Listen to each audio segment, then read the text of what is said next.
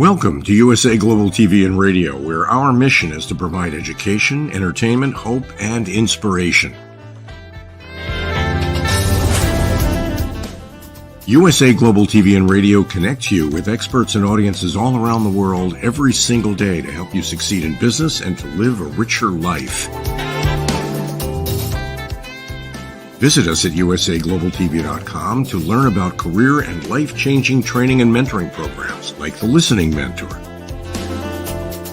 Subscribe to our newsletter to stay informed about our special programs and offers. Discover how you can become a guest on one of our shows or a host or producer of a USA Global TV and Radio show of your very own. That's USA Global TV and Radio, where the doctor is always in.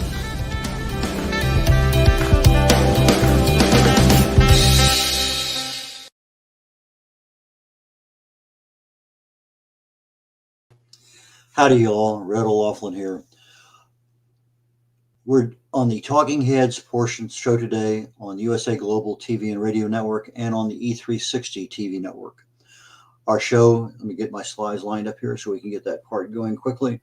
We're talking about how to optimize our health, primarily for 2024. We started this last month. This is February. Actually, we started in December. And there's a lot of things we can do, but you got to get your mindset around it first, and then everything else flows fairly easily. I'm a researcher, not a doctor, not any way, shape, or form connected with the pharmaceutical industry. I fell in love with chemistry in high school, and I use that knowledge today to explore the human body at the cellular level. And I like for cause and effect relationships. Treat a cause and you can fix a problem. Treat symptoms and you'll always be treating the symptoms because you haven't addressed the cause of the problem. I believe our health and our wellness are our responsibility.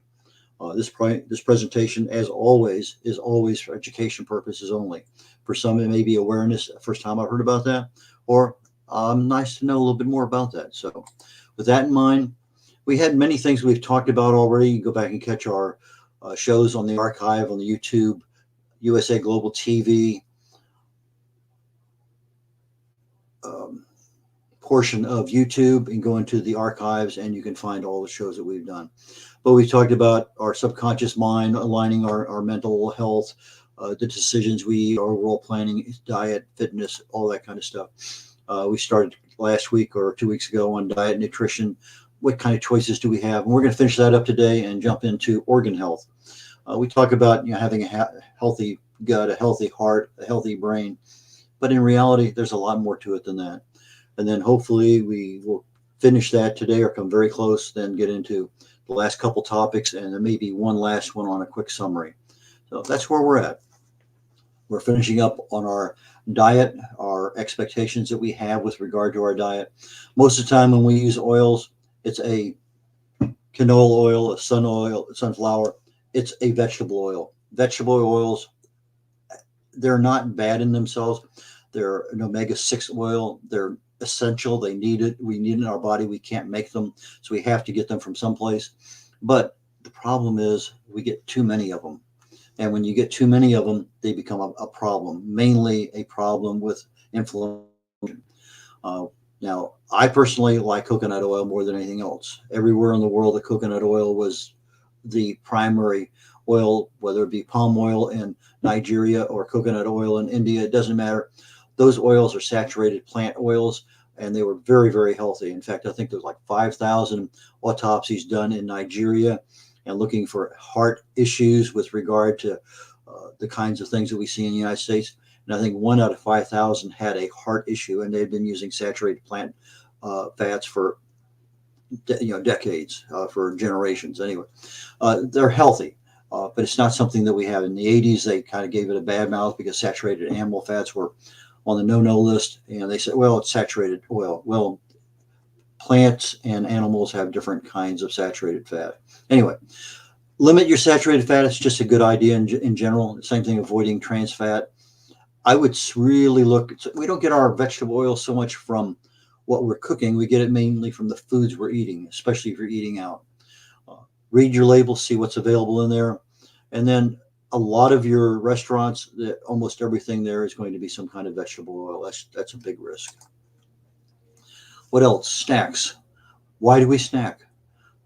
in your snacks, that's probably our biggest problem with any kind of processed food is that, yeah, you have the sugars in there, but you also have the fats. And between the fats, the calories associated with that, the health aspects of the calories, just everything in there is saying, do I really need this?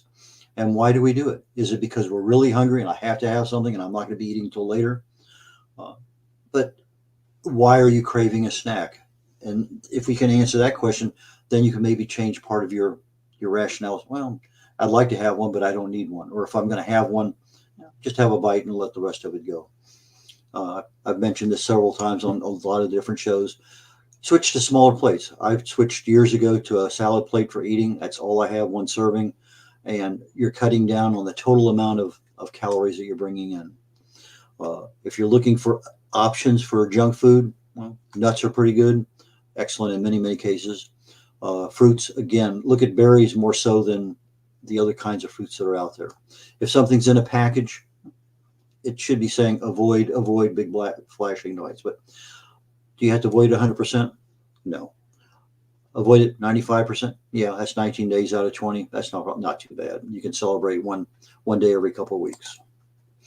Okay, biggest problem that I think people have is they read a label, they don't read all of it. They get a label and there's too many things in there. They don't understand the words. That's a problem. They don't understand the serving size. Okay, this thing says it only has 130 calories in it, but it's 16 servings. They eat the whole thing and they get 16 times 130 calories. A lot of issues on what you're reading. There may be sugar may be listed on your label in 4 different names. And if you're not aware of that, you're actually getting a lot more than what you don't want. But the serving size is critical. The names are critical. Same thing with fats. You can call a fat several different things, but those are things as you become more aware of what's on a food label, maybe help you make better decisions. Timing. In our Western society, we hear the saying, breakfast is the most important meal of the day. In Eastern society, I don't care whether you have breakfast or not. It's not important.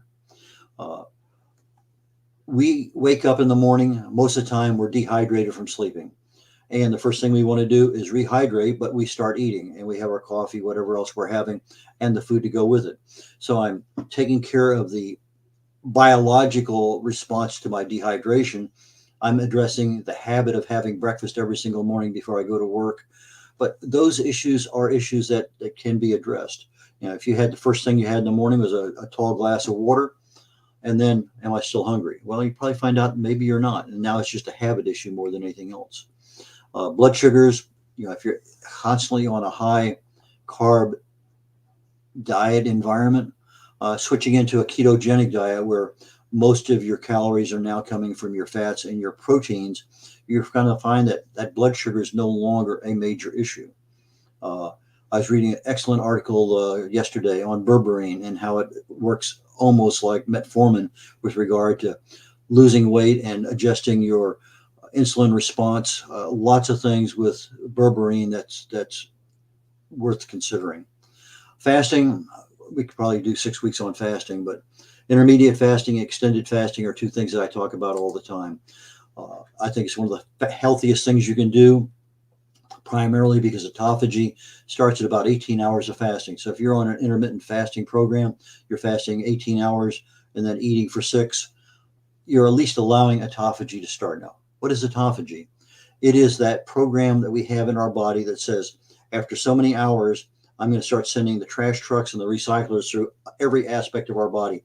It's going to go into all the blood veins, all the capillaries, go into all the organs, all the muscles, everything that we have. And it's going to start knocking on every cellular door and saying, you got any trash to get rid of? Okay, fine, dump it over here. You got anything to recycle? Yep, let's see what we got. And then they recycle everything, give it back to the cell.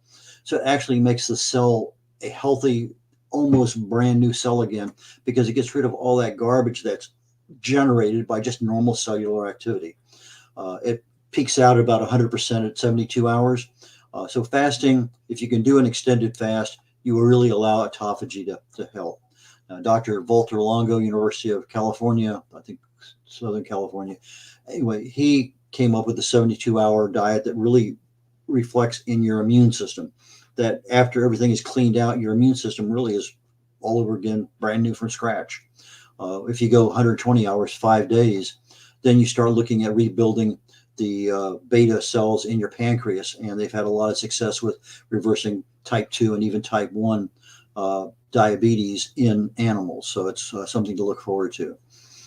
As we fast, our human growth hormone is replenished almost at our teenage years or earlier. Metabolic control is in balance. So many things happen with fasting. It's unreal. It really and truly is one of the best things you can do for your body. Now, by fasting, I mean water, unsweet tea, unsweet coffee. That's it. No food whatsoever. Okay, here's something that I've been wanting to get into for a while. Last year, 2023, Stanford University did a study, and they looked at the aging of organs.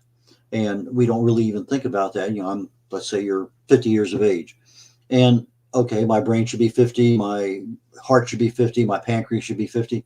But in reality, organs age at different rates. And if you look at the cause of disease beginning at the cellular level in the body, chronic low-level cellular inflammation is the genesis of almost every disease. So if I have a heart or a lung or a kidney that has a constant low-level cellular inflammation, I can have that inflammation progress days, weeks, years over time, and I'm not cleaning anything out with my autophagy program, then I'm going to start looking at oxidative stress. I'm going to start looking at other pathways that disease can develop in my brain, in my lungs, whatever it may happen to be. I have a problem that's beginning, but even if I had the equipment and test available, I couldn't find it. So it goes on for another year or 2 or 3. Maybe it's big enough to see if you had the right equipment. But again, you don't even know it's there. There's no symptoms that you have until it finally gets big enough, golf ball size, baseball size, it doesn't matter. It gets big enough to impact the organ that you're in. And now all of a sudden you go in for, I've had this problem now for the last 16 weeks. It won't go away. Okay, fine. You get 6 months to live because of whatever. That's not what we want to hear. But Stanford found out that by looking at the proteins in the body, every organ generates a certain dozens, hundreds of different kinds of proteins. And when they're healthy, these are the proteins that are generated. When it's not healthy, these are the proteins that are generated. And so there's been very high level of sophistication in being able to analyze through blood testing. Okay, this says you have a really aged heart, but all the rest of your organs look pretty good. So that concentration now can be on the heart health as far as anything else. So what we're going to look at is what are the different organs. I have, I think, 11 of them listed there. Your heart, your fat. Fat is an organ, especially if you're obese. Lung, kidney, immune system as an organ. Liver, your muscles as again, an organ. Pancreas, your brain, your vasculature, your blood vessels, and your intestine, your gut. So in looking at these things, the study found that 1 in 5 people, 20%, had organs aging faster over 50, at least one organ. And over 50, that's a problem. 1 in 60 people had 2 organs aging faster than the rest of their body. So if their age was 50 and their heart was aging faster than their brain and their liver and their pancreas, that's a problem. But if your brain and your heart were both aging faster, that is a major, major problem. So what's happening is they're finding out that when you start comparing the chronological age of the human to the biological age of the individual organ, that as soon as you hit 50, your increased risk of, you're like at 50 to 65, okay, I'm going to retire at 65, and all of a sudden you're not there. Statistically, if you make 70, you'll make 80 because most people don't make 70. So that horizon from 50 to 60 is where you see a lot of that increase in risk of all different kinds of diseases. And so the organs, they just continue to age at their own rate based on how healthy they are. But we have control over the health of each one of our organs. That's what we do. So if I want to look at my organ health, I want to look at what are the things that affect my ability to accelerate the aging process.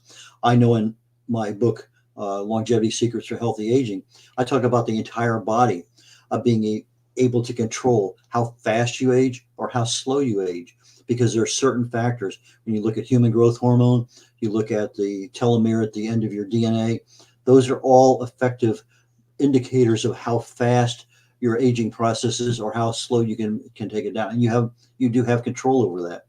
But if I'm looking at my other factors that I have, if I have hypertension, if I have diabetes, these two factors just by themselves increase the age of our organs significantly. And when I look at the proteins that are being generated by a diseased heart or diseased brain or diseased liver, I'm seeing these things pop up, and they're popping up fast enough that you can actually do something with it. So they're taking this information from the Stanford study and they're using them as predictors for potential new drugs. But we have options, natural options, that I think are as good or better than most of the drugs out there. So if I let's look at our brain. Well, what do I need for a good brain health? Well, it's more than a couple things. If I'm looking at omega-3, well, our brain's almost all omega-3. It's a massive amount of our brain is omega-3 fatty acid. Iron, vitamin B12. You're deficient in B12, it mimics Alzheimer's. Vitamin D, needed for a lot of things in the body. Zinc. Vitamin E, 8 different molecules of vitamin E. One of them, I believe it's alpha tocotrienol. If you literally just have just a scant amount in the brain, it's been shown to provide protection against stroke so much that if you have a stroke, that you almost probably have no side effects from it. At least that's one of the studies I read.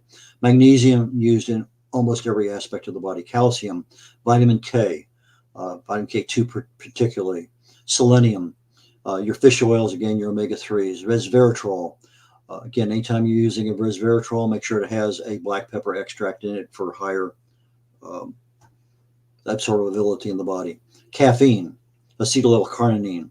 Phosphatidylserine is one I love. It's one of 4 phospholipids the body makes. It passes through the blood-brain barrier. And I told a story about my brother-in-law, a Catholic priest, turned 70 and started having problems with early onset Alzheimer's. Before he could retire at 75, the Alzheimer's got so bad he could no longer be a pastor of his church, could no longer say mass. He moved in with his youngest brother. We put him on phosphatidylserine. It's a pill. Your body makes it, but it's a pill. You can buy it. And within 30 days, usually it's 90 days, but within 30 days, he could not tell you what year it was, but in 30 days, he could tell you what was on TV last night, what he had for breakfast, what he wanted to look forward tonight to on TV. It was like a light switch went on.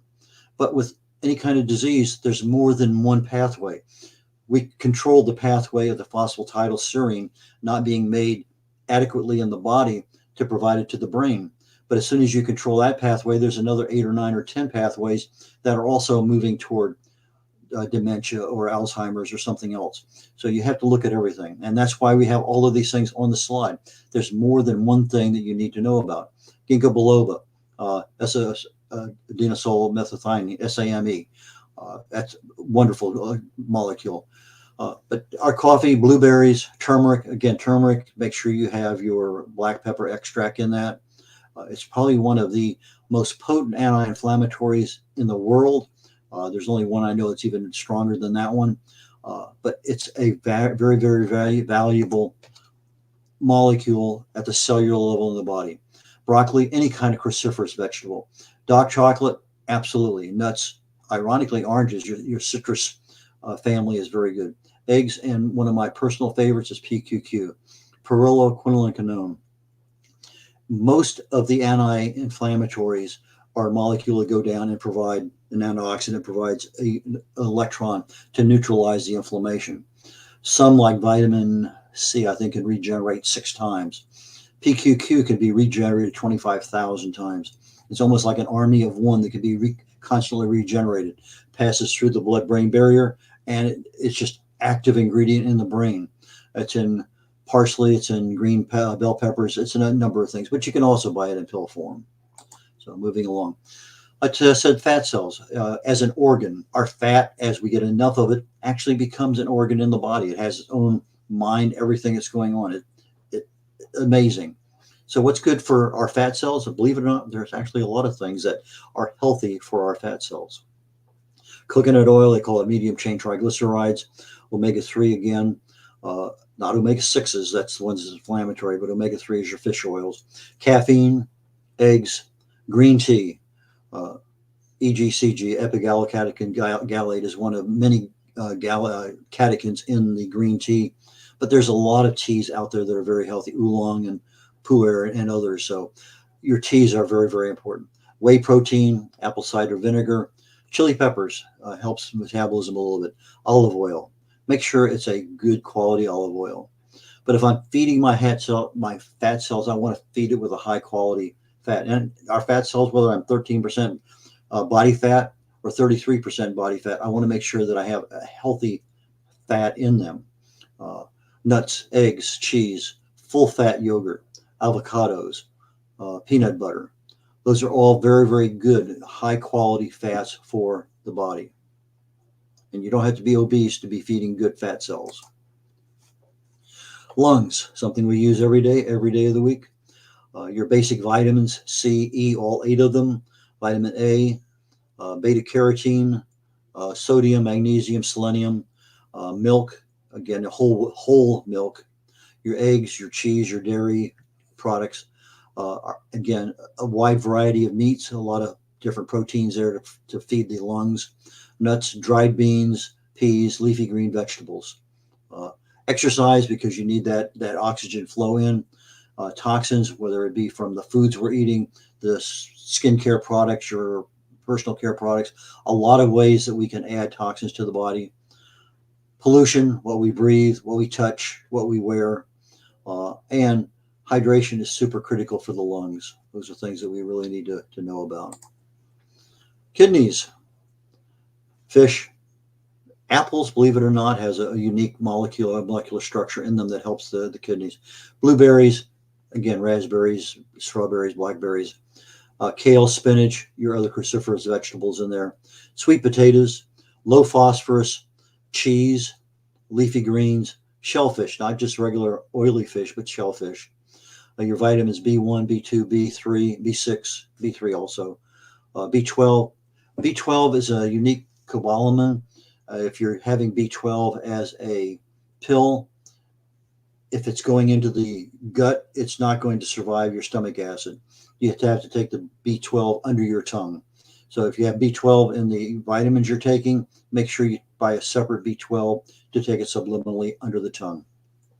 Your other B vitamins, folates, niacin, pantothenic acid, biotin, and low dose vitamin C.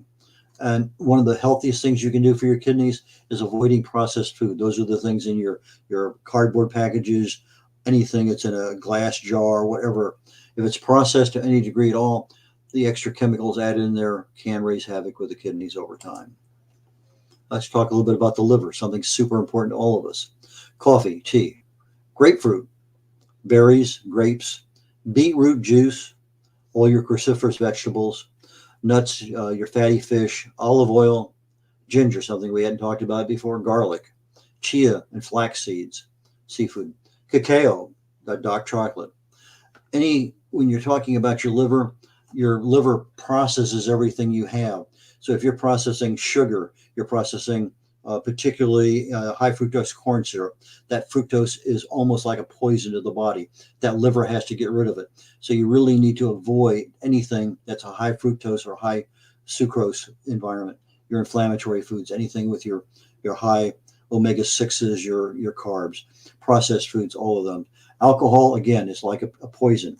It is something that the body has to get rid of. So you have a couple, 3 glasses of wine after dinner, your digestion of your meal is going to go on full stop until your body processes all the alcohol out of the body, and then boom, now your digestion can start again.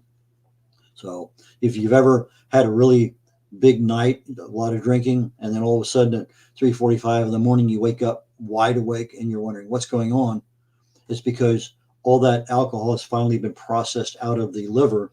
Now the liver can start enjoying the digester, your body can start enjoying digestion again, and that's when things wake up. Sometimes you get right back to sleep, sometimes you can't, and so that's part of the problem. So here we are. Immune system, lots of things there. Zinc, we talked about fasting, but zinc, selenium, iron, your vitamins D, C, That's D3, C, your 8 vitamin E's, B12 again, fish oil, protein, any kind of meat, and your plant proteins, your berries, your spinach, mushrooms. We hadn't talked about that before. A lot of benefit in mushrooms. Garlic, your folate, your B vitamin, tea, curcumin. Again, make sure you have the turmeric and curcumin are the same. Make sure you have the black pepper extract. Leafy greens, carrots, something not mentioned before. Eggs, yogurt, probiotics. Again, we're talking about our gut. Our gut health determines what our whole body is. Citrus, exercise, weight management, quality sleep, all help along with fasting to improve our immune system. With that being said, I'm going to leave the immune system and jump down to the end here. And we've talked about many things. Go to the archives list on YouTube, and you can catch everything we've talked about before.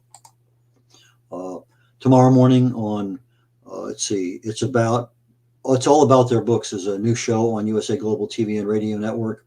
I'll be on at 8 o'clock Central, 9 o'clock Eastern, and I'll be talking about my book, The Joy of Ageless Health. It tells you how the disease starts in the body and what you can do about it. With that, I will hope to be able to finish this program up in 2 weeks. And until then, I bid you adieu, and we will catch you all later on next week. Take care. Bye now. This program is brought to you in part by the British School of Excellence and founder, Mr. Philip Sykes. Building confidence, changing lives. Do you share our view that etiquette is a set of modern life skills that are essential for personal and professional success? Join us as an etiquette coach and change people's lives through the power of etiquette and manners. The last few days have been really amazing. I had a trainer course from the British School of Etiquette. And I must say it's been one of the best decisions I've ever made and one of the best investments I've made in my own training and development. Now, words alone will not describe the transformation and the positive path that I have traveled with the British School of Etiquette. I found I learned a lot from the lessons this time I came. The last few days with the British School of Etiquette have been fantastic. And what I've learned now is really beyond my expectations. This is the most rewarding experience and the best investment I have made this year. It was just great. I learned so much, and when I go back to Belgium, I will incorporate a lot of it into my day-to-day life and business. It's been absolutely wonderful for the whole week that we were here. I feel transformed, and I feel like blowing a trumpet and tell people, come and do this school. This class is the best. This is the best school ever. You should take it. It will change your life immediately. I am now able to teach other people how to bring the best of them. Thank you. Thank you, BSC. Thank you. Thank you so much. Thank you. Thank you to our clients for their testimonials on the Train the Trainer program. Our exponential and global growth is so significant that we have evolved from the British School of Etiquette to the British School of Excellence, where we're investors in people. Let us invest in you and your career. Contact us to become an etiquette coach. Go to thebritishschoolofexcellence.com. Start your career and elevate your success today. USA Global TV and Radio, in partnership with Dr. Jacqueline LLC, present Amazon #1 best-selling author, Dr. Jacqueline Kerbeck. Dr. Jacqueline Kerbeck is a certified life, career, and executive coach who teaches people how to listen at an elevated level through her courses and her books. Dr. Kerbeck teaches her clients how to open their hearts and express themselves through their creative genius. In her children's book series, The Amazing Adventures of Lady Ella, the listening mentor, Dr. Kerbeck teaches children and their families how to listen at an elevated level. Dr. Kerbeck has worked with clients across the world to guide them in how to express themselves and communicate at a highly effective level. Join our team of elevated listeners so you can listen without judgment, without providing a solution, without interruption, and without stealing the stage. To order your books today, go to drjacqueline.com or Amazon.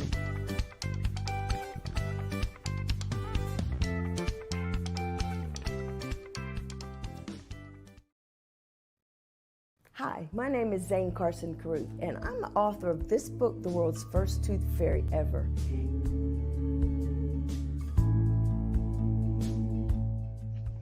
Reading is magic. Studies have shown that reading to your children lays the foundation for greater success in life. Reading helps develop language and vocabulary skills. It helps improve memory, and it encourages curiosity and inspires creativity. The benefits are immeasurable, and as a parent, you'll benefit too. In only 10 or 15 minutes a day, you'll be creating more memories and a bonding experience that will last for years to come. So take time to read to your children. Read them books about things that engage and interest them. Tales of fairies and magic fascinate children, and as everyone knows, the Tooth Fairy is at the top of the list. If your child loves magic, wands, adventure, and what child doesn't, you'll love reading them books from the trademarked series The World's First Tooth Fairy Ever. Follow along as Abella, the world's first tooth fairy, accidentally starts the tooth fairy tradition. Learn the tricks of being a professional tooth fairy in the book Abella Starts a Tooth Fairy School. Your child's imagination will soar as you read the adventures of Abella and her magic wand.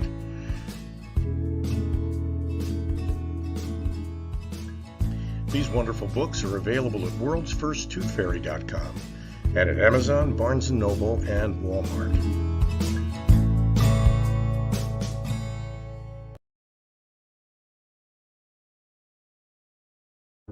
I just can't take it anymore. I am so tired. I am so frustrated and burnt out. Why won't anyone listen to what I have to say? Yet I look on social media and everybody's smiling and having a great time. Meanwhile, I feel totally alone with my world rushing by. Guess what? Great news. You have a choice. You can change the dynamic by learning how to listen at an elevated level yourself through the power of listening educational courses. Can you imagine from where you are today to having a life overflowing with abundance? It's possible. Learn how to listen at an elevated level. You'll have deeper connections, better relationships, and more authentic conversations. Start today. Go to usaglobaltv.com, education, and learn how to listen. We have courses and children's books. Let's work together to learn how to listen.